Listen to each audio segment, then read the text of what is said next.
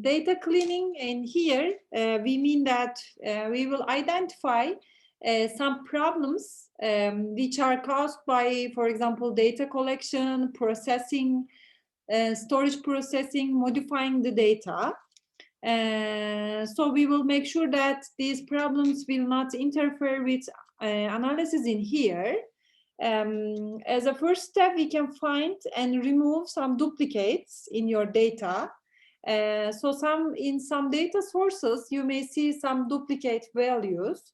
So depending on how you plan to use your data, guys, the duplicates might cause some problems. So maybe it can be a good idea to check if you have any duplicate in your data. Of course, they aren't supposed to be there in this concept. Yes. So suppose that you accidentally included one name twice in your example. Let me generate an example vector with strings in here. And so we have Newton and also Darwin, also Tesla, sorry, and Faraday. Let's say, come on, Faraday, and Graham, and also Newton one more time, okay? So we have double Newton in this example. Here is my example vector. And just by using duplicated function, which is very easy one, duplicated, my example, when you write this function, you will see that the result is going to be falses and trues. So that means we have one true in here. That means we have one duplicate. So if you want to duplicate this guy, what would you do by using duplicate function? Can you just remove in your duplicates at this resulting vector, guys? Yes.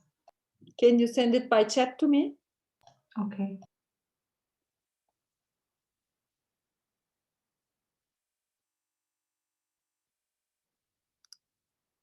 So someone send it to me.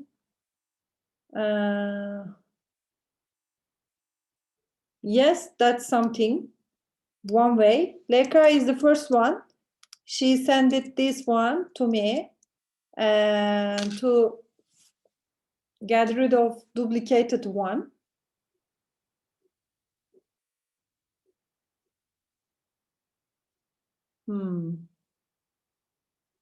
I'm not sure you are doing the true.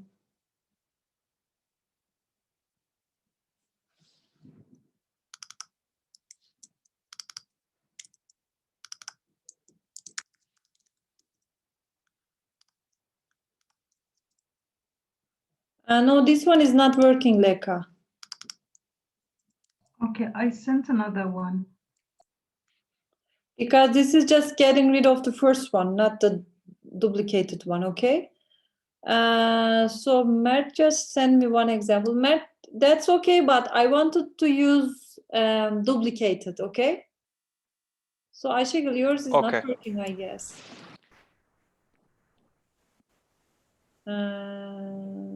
Yes.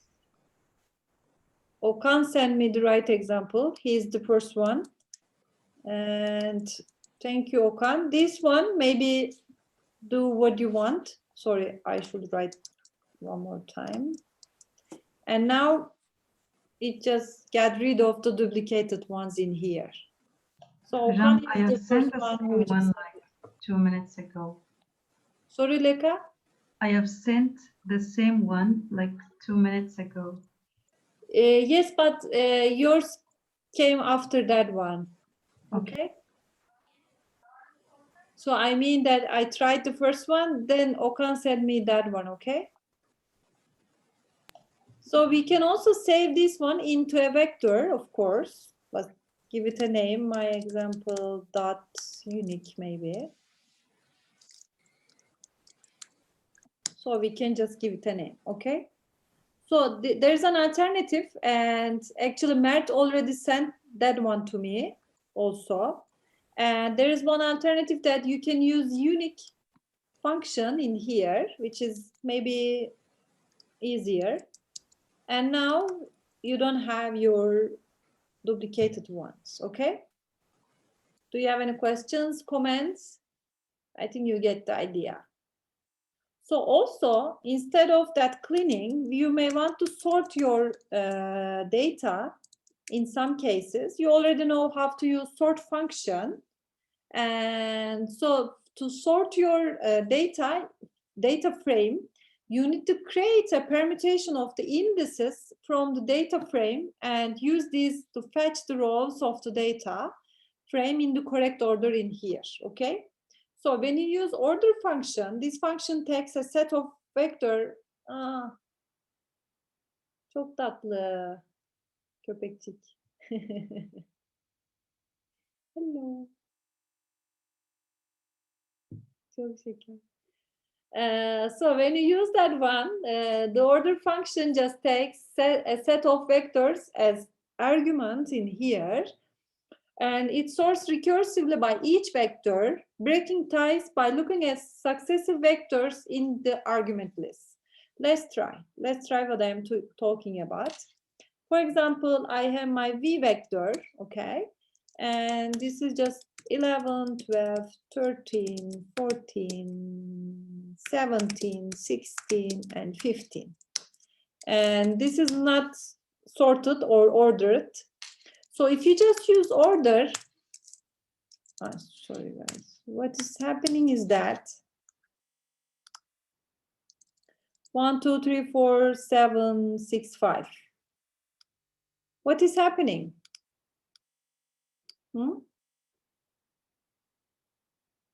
It's basically, I think it's just telling It orders. us, yeah, the order of in which the values should appear in if they were ascending.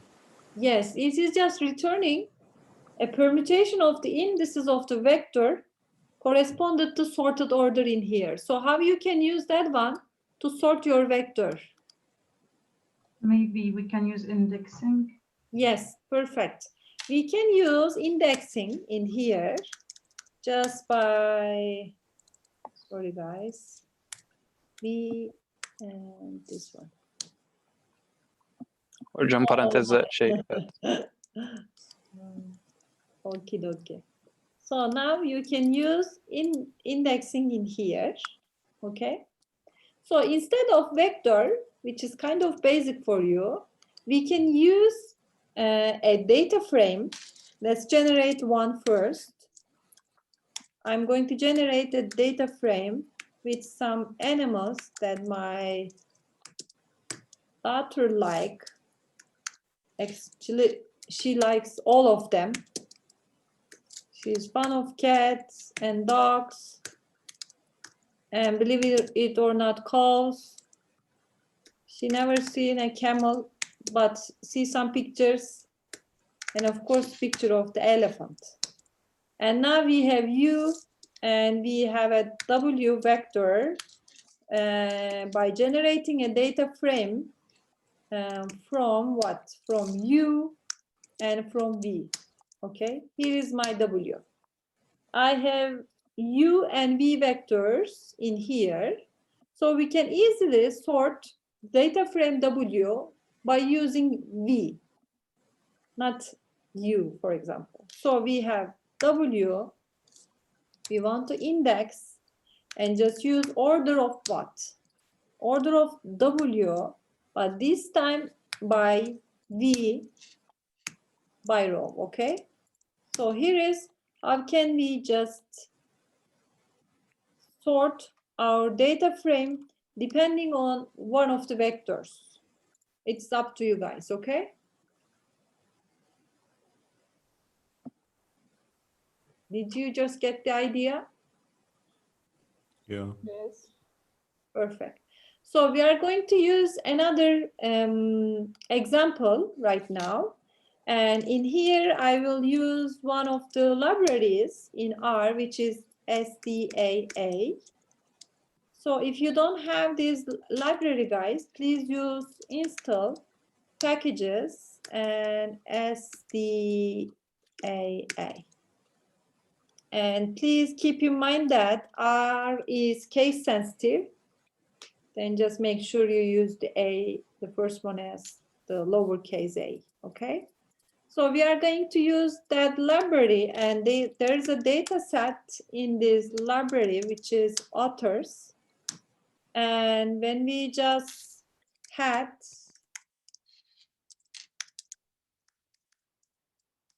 you will see that we have section, habitat, and halts in here, okay?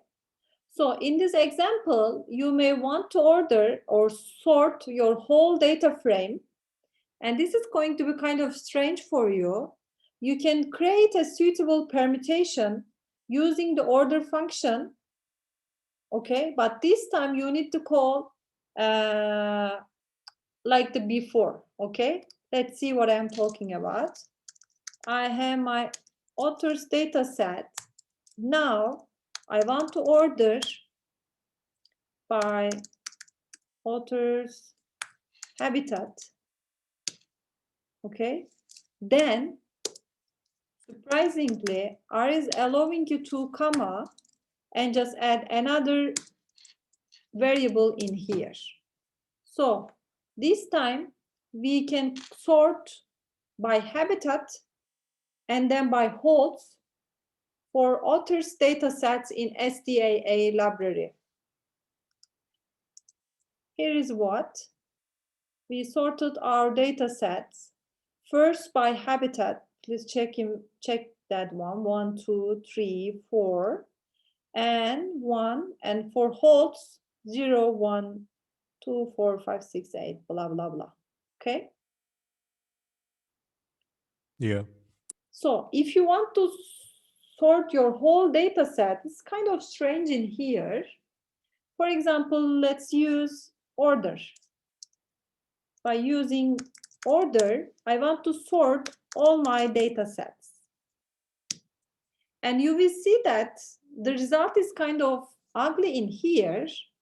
But of course, so do you know what happened in here? Why my output is kind of strange in this example? Also kind of ugly. Can you get the idea what happened in here?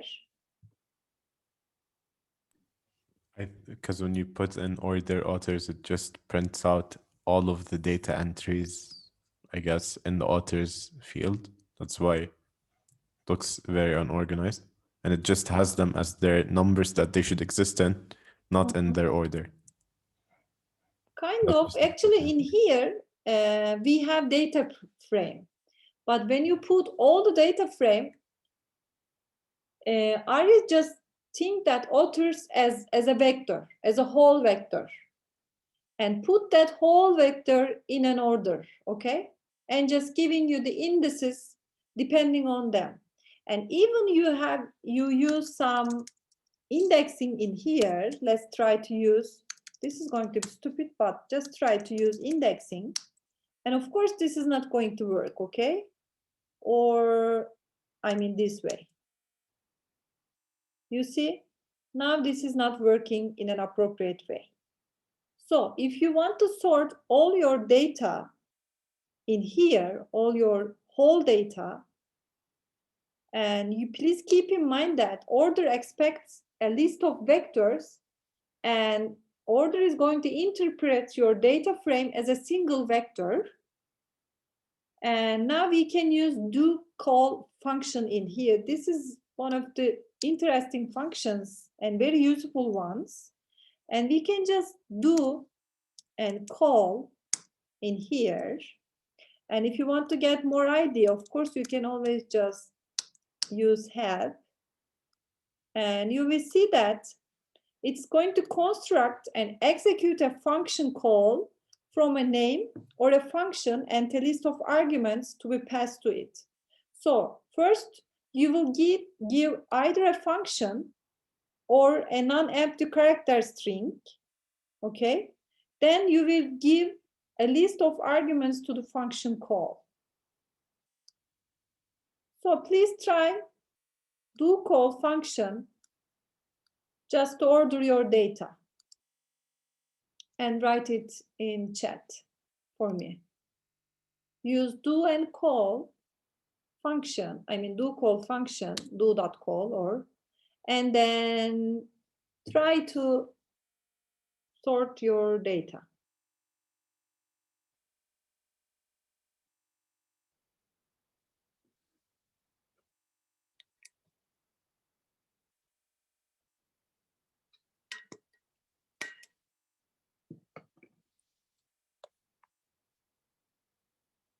And send me your examples, your answers by chat.